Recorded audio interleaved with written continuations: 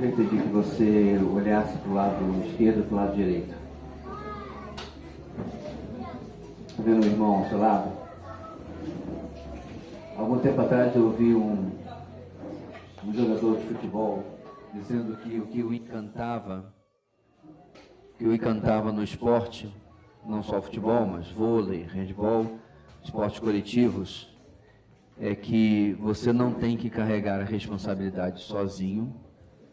E quando você está diante de um desafio, de um adversário, você tem outros com você, no caso do futebol, outros 10 com você, fora aqueles que estão do lado de fora e assim por diante.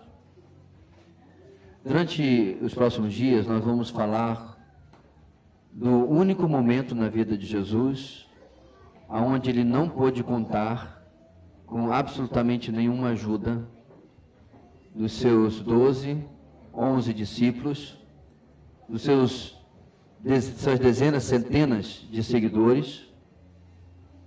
Eu acredito que talvez tenha sido um dos momentos, se não o momento mais solitário da vida de Jesus. Não havia absolutamente nada que ninguém pudesse fazer para ajudá-lo. Não havia nada que alguém pudesse fazer para impedir que acontecesse ou para diminuir o impacto. Ele estava na cruz. A cruz que não é uma novidade naquela época, não era algo que não havia sido visto, muito pelo contrário, era uma forma de execução romana já conhecida.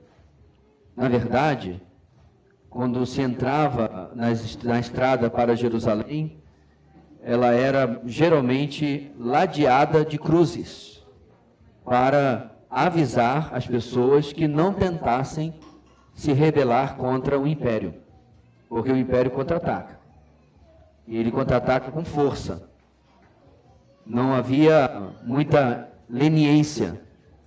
Ladrões eram mortos na cruz, assassinos também, e revolucionários da mesma maneira.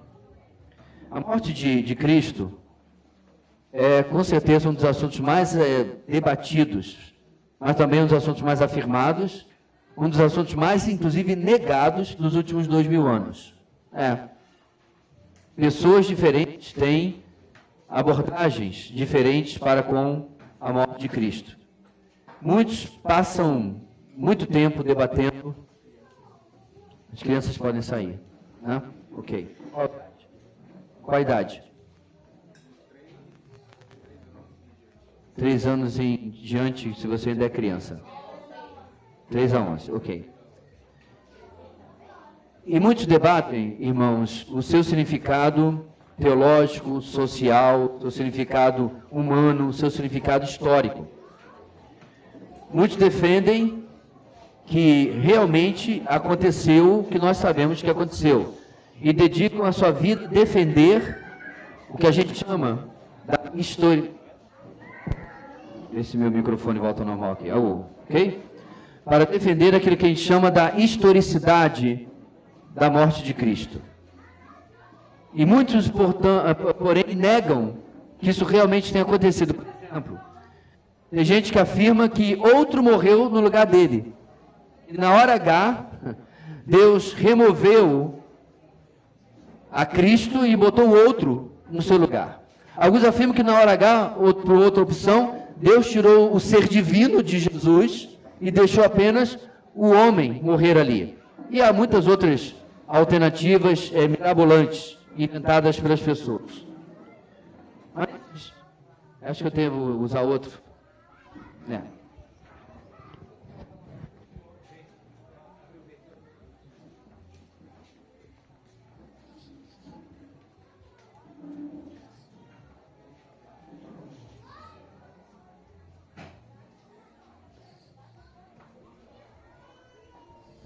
Alô. Alô.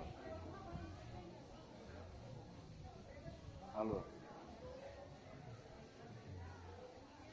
Alô.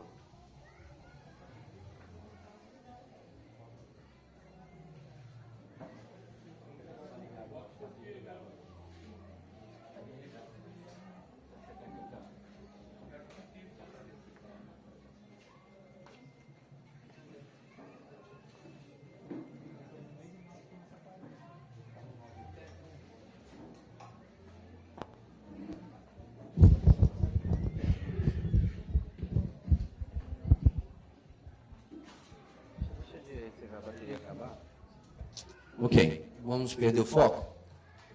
Como eu dizia, meus irmãos, o nosso estudo, porém, apesar de todos esses debates que eu mencionei, estamos juntos, sabe onde eu estava? Né? Então me diga, porque eu não me perco. Não, estou brincando.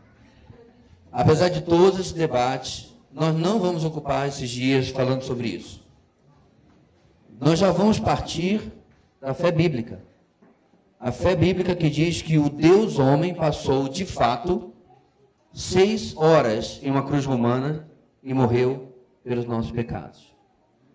Então vamos apenas deixar o debate de lado e ser edificados pelo profundo significado dos 7 brados da cruz, as 7 expressões, as 7 frases declaradas por Jesus ao longo, como eu disse, dessas 6 horas, das 9 da manhã até as 3 horas da tarde. Nós vamos fazer isso debaixo da convicção de que essas expressões, esses brados não são por acaso. Jesus não desperdiçava palavras e os autores bíblicos não registraram à toa.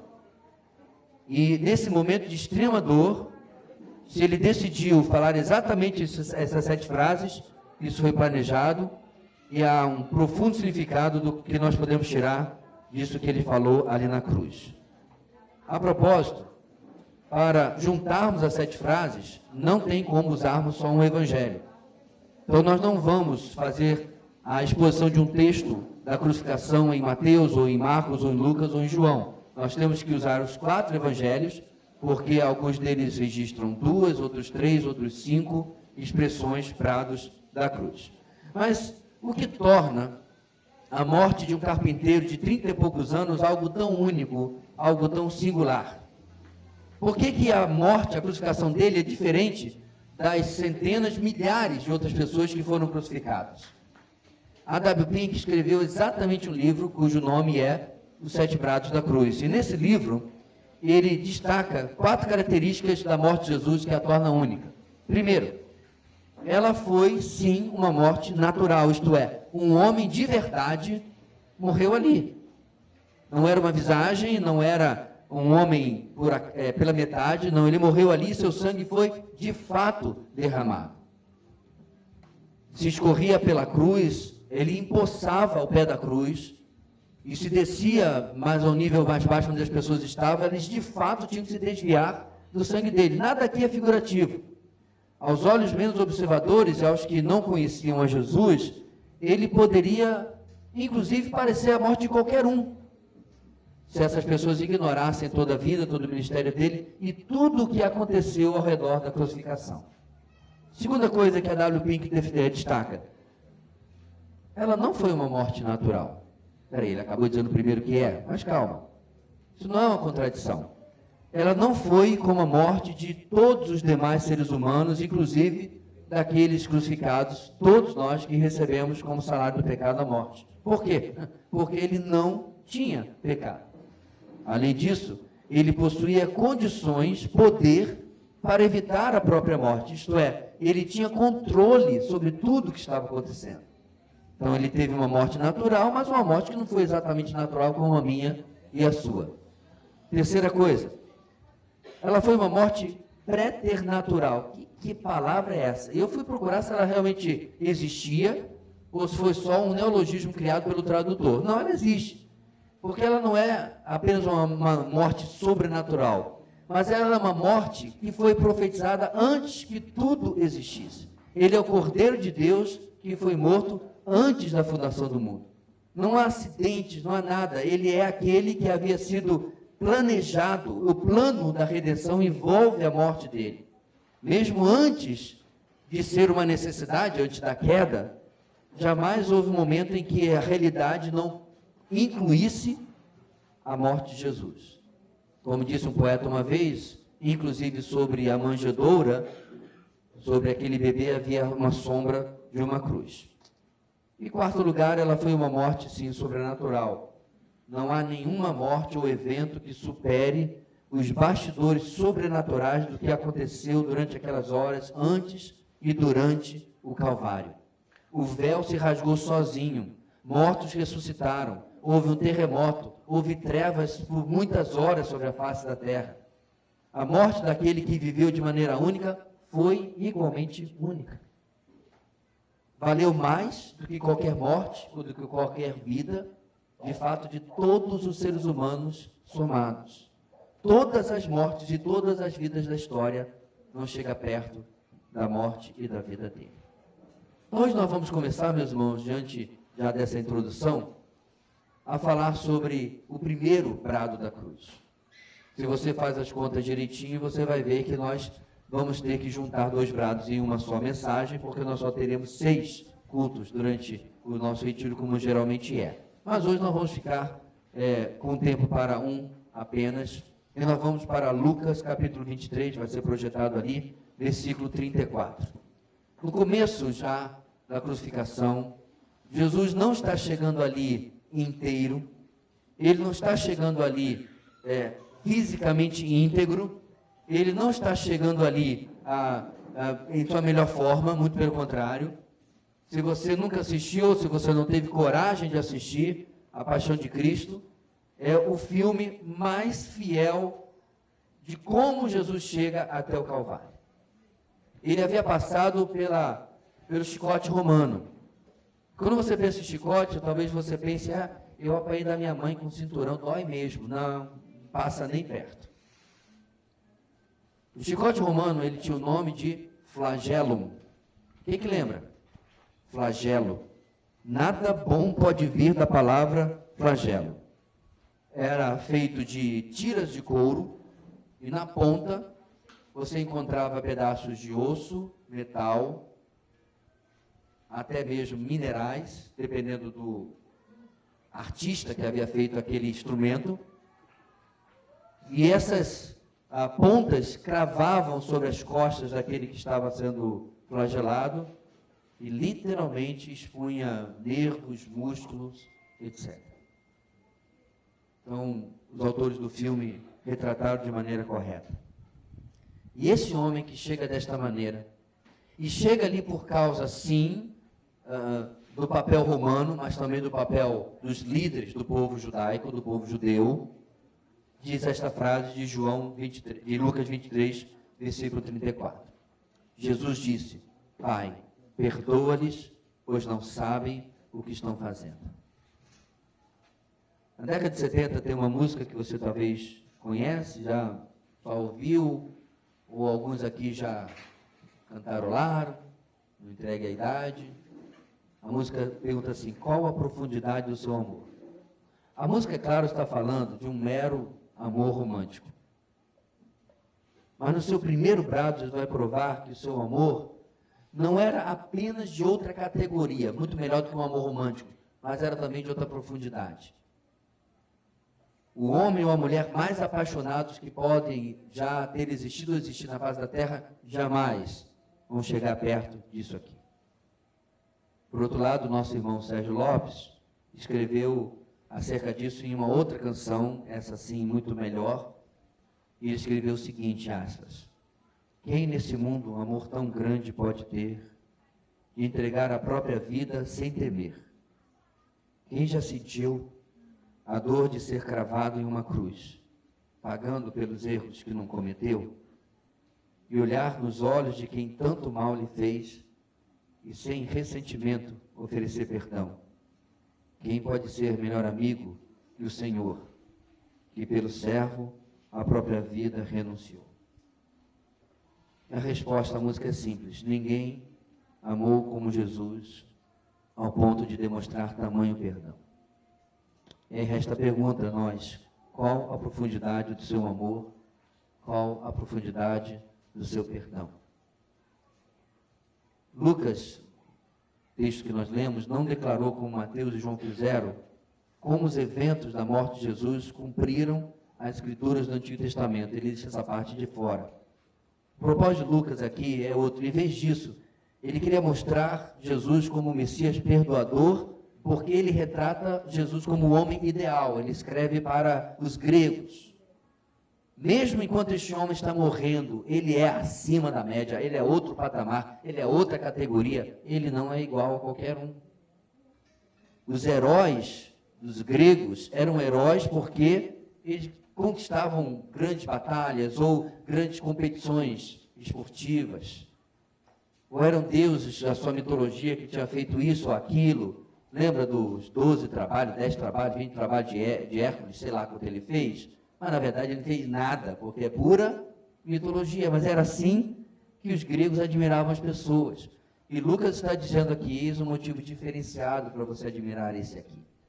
Ele é outro tipo, ele é outra pessoa, ele é outro nível, outro patamar.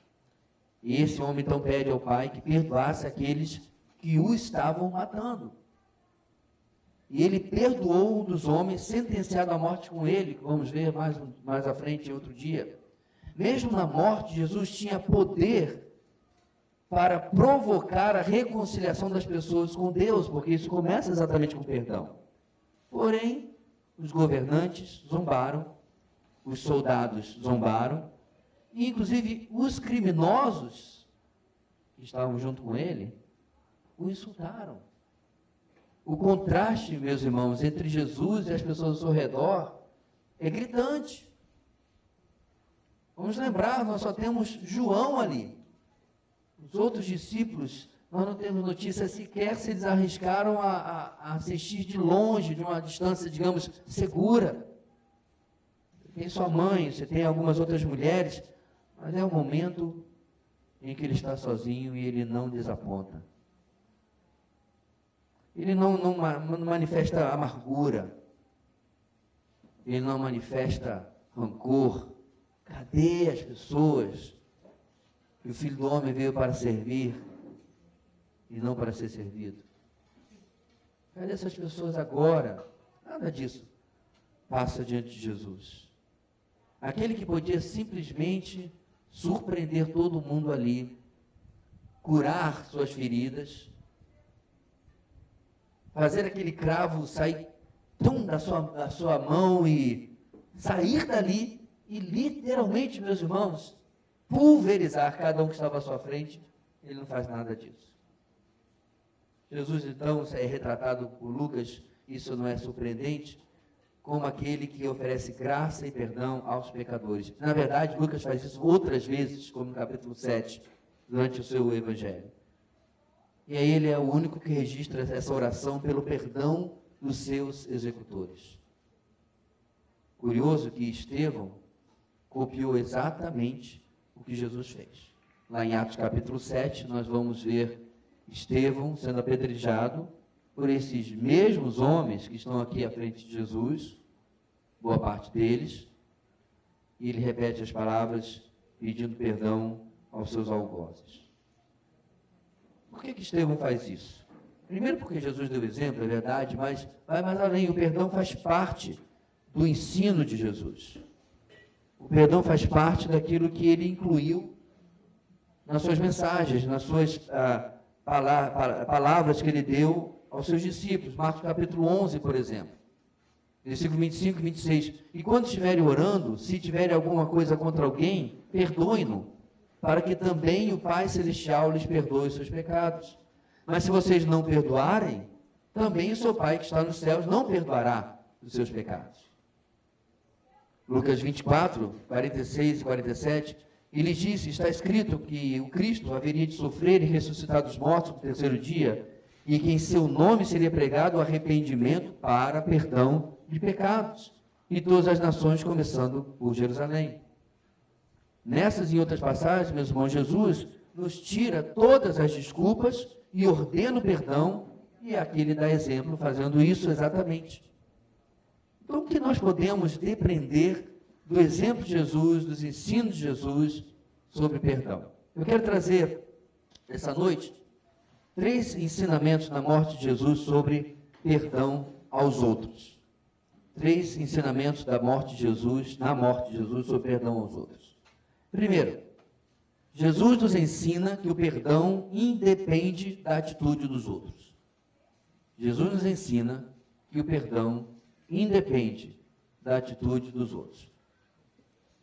Marcos 11, 25, na própria crucificação, nós já falamos, Jesus estava cercado de zombadores. Nenhum deles mostrou nenhum arrependimento, nenhum deles, a não ser, claro, nós vamos falar mais à frente do ladrão, ao seu lado, pediu perdão, mostrou arrependimento. E ainda assim, unilateralmente foram perdoados. E, meus irmãos, nós somos ordenados a copiar esse modelo, copiar esse exemplo. Colossenses 3, versículo 13. Suportem-se uns aos outros e perdoem as queixas que tiverem uns contra os outros. Perdoem, olha o padrão que Paulo coloca aqui. Perdoem como o Senhor lhes perdoou. Ou seja, perdoar sem condicionantes e perdoar sem exigências. Como é que nós entendemos isso? É só nós mudarmos de lugar. Eu não sei qual foi a última coisa que você fez, que você mais se afetou e quis tratar com Deus, e você confessou aquele pecado, seguiu a receita de 1 João 9, mas já pensou se nesse momento você ouve do Senhor? Não sei se dessa vez vai dar, não. Eu estou muito magoado. Você não sabe o que você me causou. Você não sabe o que as pessoas estão falando de mim por causa do seu comportamento. Já sabe onde eu quero chegar. Na longa lista de desculpas que nós damos, por que fulano chegou no limite? Meu limite. Por que o meu 70 vezes 7 foi encurtado? Ou talvez você possa até argumentar, não, é o 491º. Já passou da cota, ou seja, você estava registrando cada um deles. E assim vai. Se o Senhor nos tratasse dessa maneira, mas como é que Ele nos trata, meus irmãos? Ele ouve o nosso pecado, que raramente é original, que raramente é a primeira vez.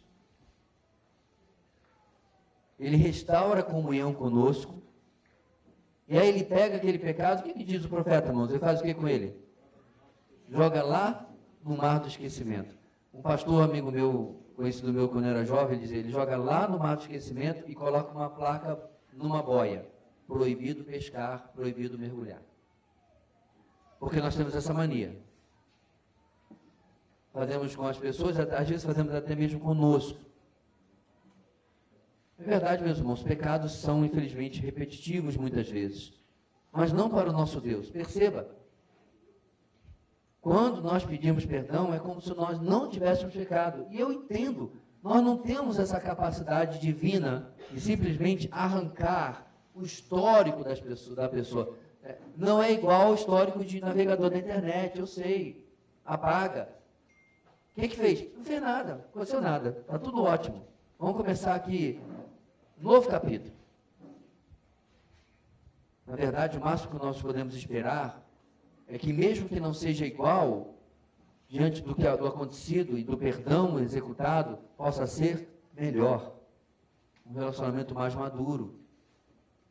Porque agora eu sei que fulano também é capaz de pisar em calos. Descobri que meu amigo é pecador.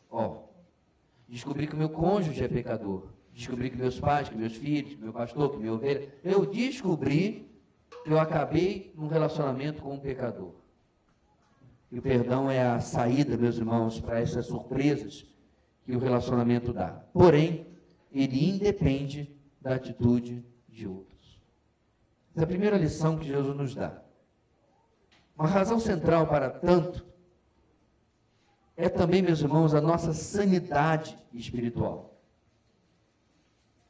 Porque a falta do perdão, irmãos, ela tem um preço.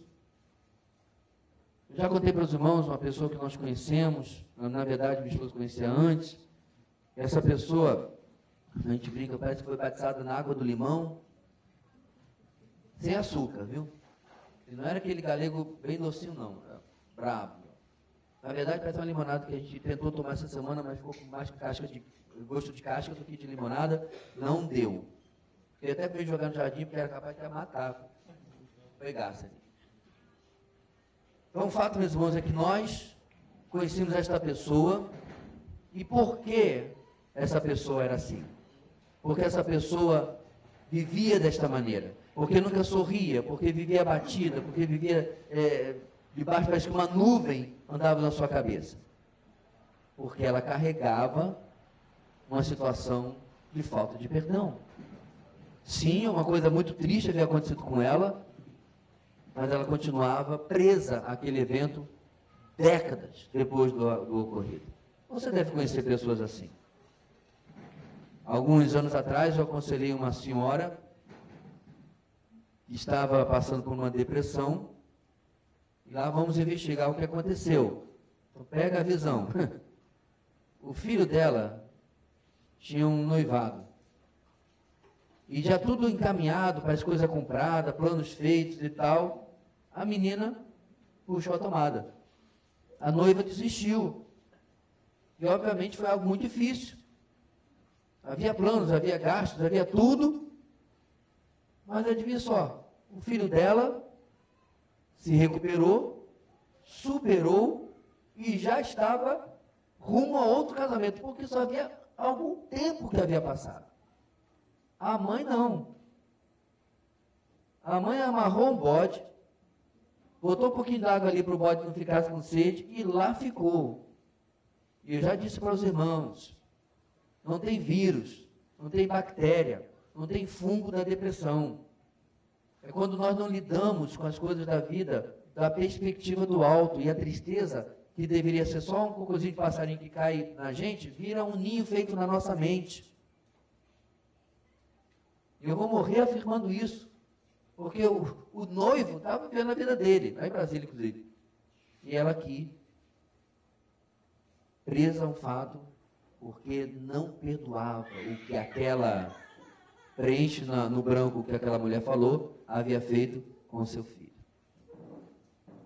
Ponto, meus irmãos, é que a gente precisa entender o dano à nossa sanidade espiritual que a falta de perdão traz. Por isso, ainda que as pessoas não tenham a atitude certa, a postura certa, ou demonstram o arrependimento necessário, eu posso perdoar. Nós podemos. A segunda lição, meus irmãos, que Jesus nos traz sobre perdão. Jesus nos ensina que o perdão revela mais algo em nós do que nos outros. O perdão revela mais algo em nós do que nos outros. Em Marcos capítulo 11, versículo 25, nós já lemos, vamos ler novamente. Quando estiverem orando, se tiverem alguma coisa contra alguém, perdoem-no, para que também o Pai Celestial lhes perdoe em seus pecados. Uma vez que o arrependimento, acompanhe comigo para você entender como é que funciona isso aqui. Você deve estar pensando, perdoe para que eu seja perdoado. Então, peraí, eu me arrepender não é suficiente? Eu me arrepender não provoca automaticamente o perdão de Deus? Então, acompanhe comigo. Uma vez que o arrependimento sempre proporciona o perdão dos nossos pecados, como é que eu entendo esse texto? Uma vez que o arrependimento é o caminho para Deus liberar o perdão sobre a minha vida, o que aconteceu com esse texto? Por que eu não estou sendo perdoado? Vamos lá. A questão é que se eu tenho algo contra alguém, há um problema a ser resolvido, e por isso eu, neste momento, estou em pecado. Qual o pecado, irmãos? Por não resolver aquele problema, mantendo algum tipo de sentimento negativo, de rancor, de ira, de raiva, de peniba, escolha a sua, que você queira. Para quem? Para com o meu próximo. Pode ser, meus irmãos, desde uma chateação, passando por ira, ou chegando mesmo à amargura, que o autor de Hebreus chama de raiz de amargura, que inclusive sai contaminando todo mundo. Tudo é minha responsabilidade de mudar em mim. Então perceba, meus irmãos, quando Jesus perdoa alguém que não se arrependeu, ele está mostrando que eu não vou deixar, obviamente Jesus não tinha pecados, mas que haja nenhuma possibilidade de eu alimentar rancor contra algo que alguém está fazendo contra mim. E eu sei, não é fácil. Essa semana alguém mandou uma mensagem para mim sobre uma perseguição que um ex-parente, né, porque houve uma separação, não é mais parente, está fazendo mesmo esse tempo todo depois. Eu conversei, apresentei o caminho para resolver isso. E eu falei para ela, minha irmã, a minha preocupação principal é como você vai passar por isso. Como você vai encarar isso. Porque a pessoa está bonitinha na casa dela lá, não está incomodada não. Mas e você? O que se revela sobre você, você não perdoar, não viver acima desta pessoa, de suas atitudes e das circunstâncias? A forma prática, meus irmãos, para confirmar se qualquer sentimento negativo, como eu disse, qualquer ira, qualquer chateação, qualquer amargura, qualquer rancor, enfim, a maneira prática para verificar se eu fui purificado, desintoxicado, se isso foi extirpado de mim, a maneira prática é o perdão. Entendeu agora o versículo? Como o Senhor vai me perdoar se, na verdade, eu estou aqui mantendo um registro sobre a pessoa? Ele não perde por esperar. O que é seu está guardado. Eu estou com as frasinhas feitas tudo na cabeça. Aqui se faz, aqui se paga. Deus é justo. Há um Deus no céu. Um monte de frase para shot de caminhão, né? Que em grande parte da vida nem é verdade. Aqui se faz, às vezes aqui se paga. Outras vezes vai pagar na outra vida. Às vezes vai pagar, segura essa, nem na outra vida, se a pessoa se arrepender. É? Hitler, logo, todo mundo vai dizer que é o pior. Está lá no bunker, em Berlim, fugindo dos russos que haviam invadido. Numa realidade alternativa, no multiverso, o nosso Hitler morreu, né? Se suicidou lá, né, com a amante dele. Mas no multiverso tem um outro Hitler que se arrependeu. O que eu fiz com a minha vida? Raspou até o bigodinho para poder ficar mais arrependido. E achou o Novo Testamento dos Gideões lá no bunker. Olha aí. Aí leu lá. Eu sou a ressurreição e a vida, aquele que crê em mim, antes de esteja morto, viverá. João capítulo 11. Talvez ele tenha lido João capítulo 14. Eu sou o caminho, a verdade e a vida. Não sei. Ele se converteu. Certo? Ele ainda tentou abrir o bunker, convertido. E dizer, my friends.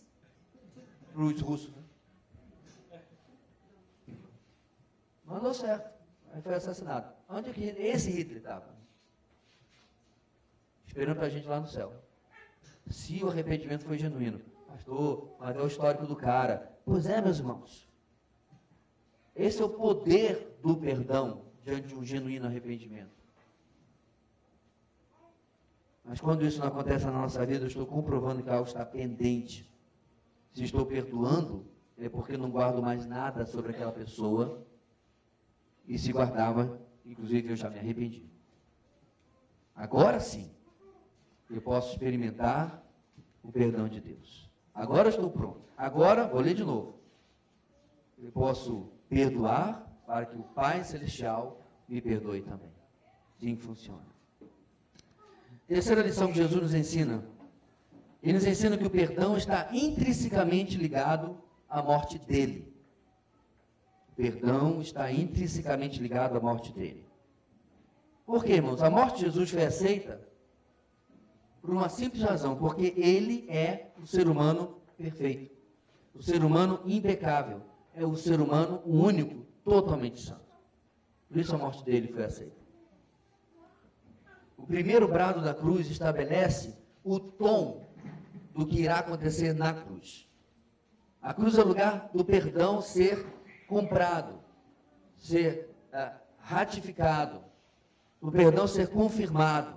Então o primeiro brado já mostra ao que viemos aqui, ao que ele foi lá. Por que estamos passando por isso aqui? Aquele era um evento, como eu disse, de redenção, de remissão. Pecadores estavam sendo resgatados, isto é, redimidos. Pecadores estavam sendo perdoados, isto é, remissos, de remissão. Eles estavam sendo tirados da morte para a vida. Na noite anterior à crucificação, Jesus havia dito isso, inclusive, durante a última ceia. Isto é o meu sangue da aliança, que é derramado em favor de muitos, olha o final da frase, para perdão de pecados. Paulo completa, meus irmãos, em Efésios capítulo 1, versículo 7. Nele, ou seja, em Cristo, temos a redenção por meio do seu sangue, o perdão dos pecados, de acordo com as riquezas da graça de Deus. O que significa, meus irmãos? Perdoar é literalmente algo divino.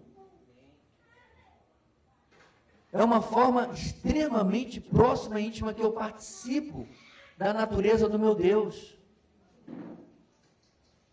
Perdoar não é um artifício humano, Perdoar não é, inclusive, nem mesmo, para o meu ver, uma capacidade humana. Não é esse perdão. O perdão meramente humano, ele vai estar sempre manchado, irmãos, pelo nosso pecado. Está perdoado. Se inclinar mais o nariz, levanta a telha. É um perdão altivo. É um perdão já está perdoado. Mas vamos ver, né? O que vai acontecer a partir de agora. Não é esse aqui. Porque talvez seja esse perdão que você esteja acostumado a dar para as pessoas, liberar para as pessoas. Ele está cheio de manchas na sua natureza pecaminosa, na sua limitação. Está cheio de problemas porque é meramente um perdão humano. Não este aqui. Ele é um perdão, meus irmãos, intrinsecamente divino e está ligado àquilo que está acontecendo no Monte Calvário aqui no nosso texto. Assim, meus irmãos, em suas primeiras palavras, Jesus continua ensinando, mesmo que esteja nos últimos momentos da sua vida. O que a gente pode levar para casa, para o nosso coração, para a nossa vida nisso aqui? Se o perdão independe da atitude dos outros, eu preciso examinar se a primeira coisa que vem à minha mente é exatamente a atitude dos outros. Talvez eu não vá acertar que esta semana alguém pecou contra você. Talvez não. Você foi felizardo de ter passado a semana, né, em branco. Legal. Mas hoje é o dia 1º. Mês passado passou todinho, todos os 28 dias. É muito provável que alguém, de alguma forma, tamanho, profundidade, intensidade, tenha pecado contra você. E você simplesmente colocou isso na prateleira do vamos ver o que vai acontecer mais para frente. Não é isso que Jesus nos ensina aqui. O perdão retido, irmãos, o perdão demorado, ele é uma tradução clara de que algo está errado no meu coração. E como está no nosso segundo ponto, isso começa a revelar um problema intrínseco de estilo de vida para com as pessoas. Se você quer provar isso de alguma maneira, no sentido de, deixa eu entender se eu tenho um problema de perdão. Talvez você pode puxar testemunhos que, digamos assim, lhe surpreenderam. Testemunhos que fizeram você, não, mas aí não. Testemunhos de perdão. E deixaram você pensando, como pode isso? Quando nós, meus irmãos, temos dificuldade de lidar com alguém que é perdoador, quando a gente encara essa pessoa, você é mole demais, você é bobo demais. Por essa nossa atitude, isso já revela o nosso problema. A gente está tonificando a coisa dizendo assim, eu não consigo entender esse tipo de perdão, mesmo que seja o que a Bíblia me ensina. E veja, meu irmão, você não está sozinho, eu entendo isso. Eu me emociono com esses testemunhos porque exatamente eu sei que naquele lugar eu teria uma enorme dificuldade. Quando Corrie ten Boom me encontrou, tendo pregado, contado seu testemunho, melhor dizendo, passado pelo campo de concentração, onde toda a sua família foi praticamente morta. E ela conta que, de parte da palestra em diante, ela olhou lá na porta e, encostado no portal, no umbral ali da porta, estava um homem alto, já de um pouco mais de idade, loiro, dos olhos azuis. E ela reconheceu imediatamente como um dos soldados do seu campo de concentração, que inclusive havia feito mal à sua família. No final, ela Como é que ela vai passar pela porta, muito menos para um homem desse tamanho, e ignorá-lo? Mas ele tomou a palavra e disse, olha, eu não sei se você me reconhece, mas parece que sim. Eu sou fulano, eu estava destacado em tal e tal lugar. E ele contou que havia se convertido, hoje era um cristão, e que já conhecia o testemunho dela e associou uma coisa com a outra, e sabia que ela estaria ali aquele dia, e foi até ali porque precisava pedir perdão a ela. E aí, meu irmão? Você quer ver o seu nível de perdão questionado? Procura na internet um negócio chamado justiça conciliatória. É uma política de alguns estados americanos, onde parentes têm a oportunidade de conversar com os assassinos de seus filhos, cônjuges, pais, e por aí vai. É verdade, alguns aproveitam para despejar. Tudo estava aqui, ó, entalado. Mas nem todos. A quantidade de irmãos nossos que vão a esses encontros e oferecem graça, perdão, amor, é impressionante. Toda vez que eu assisto um vídeo desse, meus irmãos, aí é o assassino do pai, eu me coloco naquele lugar. É o assassino da filha, eu me coloco naquele lugar. Como eu faria? Como eu agiria? Será que sequer eu iria? Aceitaria o convite da promotoria? E dizer, olha, tem essa oportunidade, você quer ir lá? Portanto, irmãos, o que tem sido revelado em nós quanto ao perdão? Porque, finalmente, meus irmãos, nosso terceiro ponto, como falamos, esse perdão está ligado intrinsecamente à morte dele. Eu e você não estaríamos aqui sem a morte dele. Nossos pecados não teriam sido perdoados. Eu sei que muitos de nós têm tido o privilégio de crescer em um lar evangélico. Eu não cresci em um lar evangélico exatamente, porque meus pais estavam nesse momento da minha conversão desviados do evangelho. Mas eu me converti ainda muito novo, 10 anos, batizado com 12. Meus avós acompanharam a mim, o primo, outros. Então eu sei que muitos aqui é difícil porque você nunca foi ex-grande coisa. Mas há outros que você se converteu adulto, ou hoje mesmo você percebe que sua vida precisa mudar. E, meu querido, não tem alternativa. Não é mais educação, não é mais um curso que você precisa, não é mais um mestrado. Não é mais dinheiro também. O único fator de transformação é o Evangelho. Sempre que chega perto desse tempo, começa o debate sobre o pessoal que vai para o carnaval e forma o seu bloco, gospel, para evangelizar. E eu entrei nesse debate nos últimos dias também. E quando você oferece um evangelho light, diluído, no meio de repiques e tamborins, eu não sei se a pessoa entende, de fato, que ela é um pecador miserável, condenado, eternamente. E a única maneira fora desse ciclo é pelo arrependimento e o reconhecimento da morte de Cristo como no seu lugar. Crendo nisso. Agora, e nós? E nós? Será, meus irmãos, que de fato eu tenho entendido o que o perdão do Senhor fez na minha vida? Porque para ilustrar isso, o Senhor nos deu a parábola mais perfeita que eu posso pensar. Um homem devia R$1 milhão para o seu empregador. Ele foi cobrado, ele chegou perto desse empregador. E o empregador, vendo ele pedindo por clemência, por misericórdia, porque ele jamais conseguiria pagar uma dívida de R$1 milhão, o que o empregador fez? Perdoou a sua dívida. Você reconhece essa quantia na sua Bíblia como 10 denários.